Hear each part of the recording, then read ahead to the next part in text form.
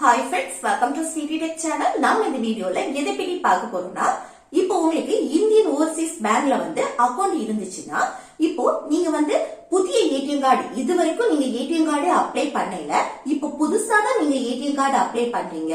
இல்ல உங்களுக்கு already ATM card இருக்கலாம், அந்த ஏடிஎம் கார்டு எக்ஸ்பைரி டேட் முடிஞ்சிருக்கும், இல்ல ஏடிஎம் கார்டு கலைஞ்சிருக்கலாம், இல்ல ஏதாவது டேமேஜ் ஆயிருக்கலாம். இப்படி ஏதாவது ப்ராப்ளம் இருந்துச்சுன்னா அது நீங்க பேங்க்ல போய் சொன்னீங்கன்னா பேங்க்ல இந்த ஃபார்ம் தான் தருவாங்க. இது நீங்க ஃபில் பண்ணி கொடுத்து சில பேங்க்ல என்னன்னா ஒரு வாரத்துல உங்களுக்கு போஸ்ட்லயே ஏடிஎம் கார்டு அனுப்பி வச்சிருவாங்க. சில பேங்க்ல என்னன்னா 5 மினிட்ஸ்ல நம்ம கையிலேயே தந்து விட்டுருவாங்க. நீங்க இதை பேங்க்ல கேட்டு ஒன்னு கன்ஃபார்ம் பண்ணிக்கோங்க. ஓகே, இனி இந்த ஃபார்ம் எப்படி ஃபில் பண்றதுன்னு பாக்குறதுக்கு முன்னாடி நம்ம சேனல் ஃபர்ஸ்ட் டைம் பாக்குறீங்கன்னா சப்ஸ்கிரைப் பண்ணி கூட இருக்க பெல் ஐகானை கிளிக் செய்து ஆல் ஆப்ஷனை எனேபிள் பண்ணுங்க. அப்பதான் நம்ம சேனல்ல போடக்கூடிய வீடியோஸ் எல்லாம் உங்களுக்கு நோட்டிபிகேஷன் வரும். ஓகே, இந்த வீடியோக்குள்ள போகலாம். ஓகே, இந்த ஃபார்ம் இனி எப்படி ஃபில் பண்றதுன்னு பார்க்கலாம். இதுல ஃபர்ஸ்ட் பாருங்க பிரான்ச் நேம். சில ஃபார்ம்ல என்னன்னா பிரான்ச் நேம் ஆல்ரெடி பிரிண்ட் ஆகி இருக்கும். அப்படி பிரிண்ட் ஆகலைன்னா நீங்க அந்த பிரான்ச் நேம் எழுதிக்கோங்க. அடுத்து பிரான்ச் கோடு.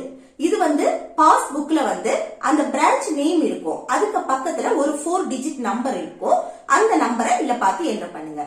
அடுத்து என்னன்னா கஸ்டமர் ஐடி. இதுவும் பேங்க் பாஸ்புக்ல இருக்கும், அதை பார்த்து இல்ல எழுதுங்க. அடுத்து பாருங்க அப்ளிகன்ஸ் நேம். இதுல உங்க நேமை எழுதுங்க. அடுத்து பாருங்க அட்ரஸ் கேட்டிருக்காங்க. இதுல உங்க அட்ரஸ் கரெக்டா எழுதுங்க. டோர் நம்பர், ஸ்ட்ரீட், அடுத்து சிட்டி, டிஸ்ட்ரிக்ட், ஸ்டேட், அடுத்து pincode number, mobile number, email ID இதெல்லாமே கரெக்டா எழுதுங்க. இப்ப இமெயில் ஐடி உங்களுக்கு இருந்தா எழுதுங்க, இல்லைன்னா வேண்டாம். அடுத்து பாருங்க அக்கௌண்ட் டீடைல்ஸ். இது உங்க அக்கௌண்ட் எஸ்பியா இல்ல சிடியா சிசியான்னு செலக்ட் செய்யுங்க. அடுத்து என்னன்னா அக்கௌண்ட் நம்பர். இதுல உங்க அக்கௌண்ட் நம்பரை எழுதுங்க.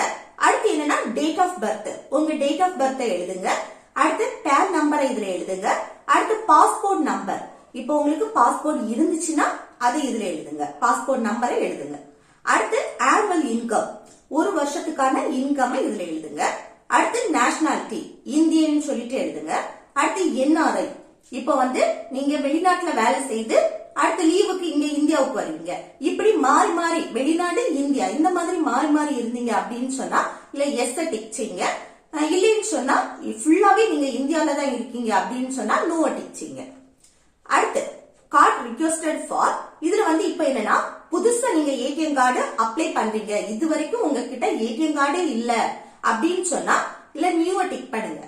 இது உங்க ஏடிஎம் கார்டு தொலைஞ்சிருச்சு இல்ல டேமேஜ் ஆயிடுச்சு இல்ல எக்ஸ்பைரி டேட் ஏதாவது முடிஞ்சிருச்சு அப்படின்னா ரீப்ளேஸ்மெண்ட டிக் பண்ணுங்க.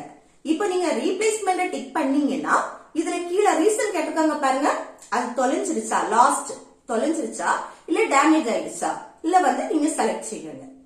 அடுத்து பாருங்க பர்சனலைஸ் கார்டா இன்ஸ்டா கார்டான்னு செலக்ட் செய்யணும். இதுல அடுத்து கீழே பாருங்க டொமஸ்டிக் இன்டர்நேஷனல், இப்படி 2 காலம் கொடுத்திருக்காங்க. இப்போ டொமஸ்டிக்க நீங்க செலக்ட் பண்ணீங்க அப்படின்னா இந்த உங்க ஏடிஎம் கார்டை இந்தியாக்குள்ள மட்டும் தான் நம்ம யூஸ் பண்ண முடியும். இது இன்டர்நேஷனல் நீங்க செலக்ட் செய்தீங்கன்னா வெளிநாட்டுக்கு போனாலும் உலகம் எங்கும் நம்ம யூஸ் பண்ணலாம், அதாவது வெளிநாட்டுக்கு போனாலும் நம்ம யூஸ் பண்ணிக்கலாம். சோ நீங்க இதுல எதை செலக்ட் செய்தாலும் செலக்ட் பண்ணிக்கலாம்.